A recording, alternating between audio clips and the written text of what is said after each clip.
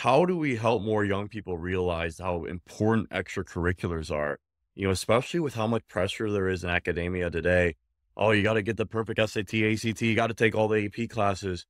But sports could maybe even get you farther than those. I know for me, I didn't even take one AP class and I got to get my degree from Penn because of baseball. You're at UCLA and now you have 3 degrees. You're, doing all these incredible things.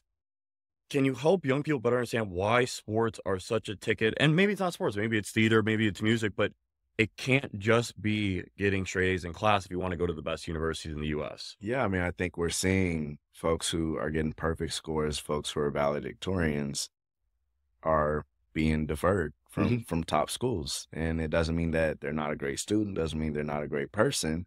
It's just when you look at college admissions, people are looking at who's unique, who brings a value to this university that is singular to them.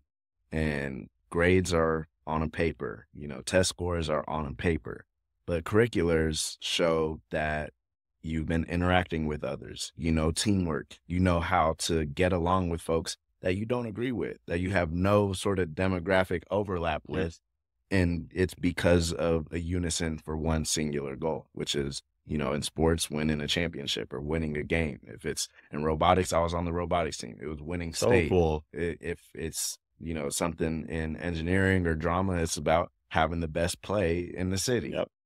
I think being able to interact with others and bring value to other people's lives is one of the best indicators that as a student you'll add cumulative value to the university. And that doesn't really take away from the hard work that it takes in school to be a valedictorian or to No, get a so high hard. test score.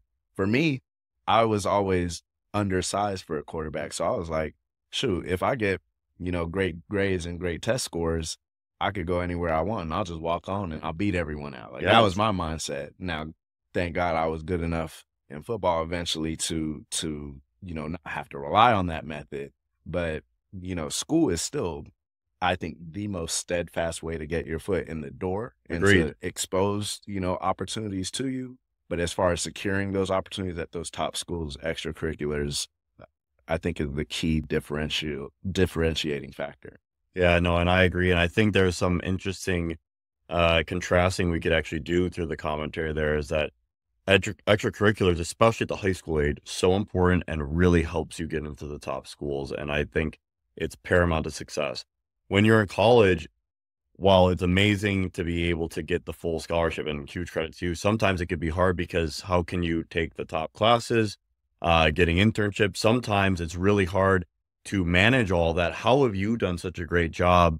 And how would you help your teammates do potentially an even better job? And not calling out any of your teammates specifically, more so just Division I athletics in general. It's really hard to get internships and into the most rigorous classes because your incentive is make sure I can perform as good as possible. The less schoolwork I have, that means I'm going to get better sleep. I'm going to be able to train harder.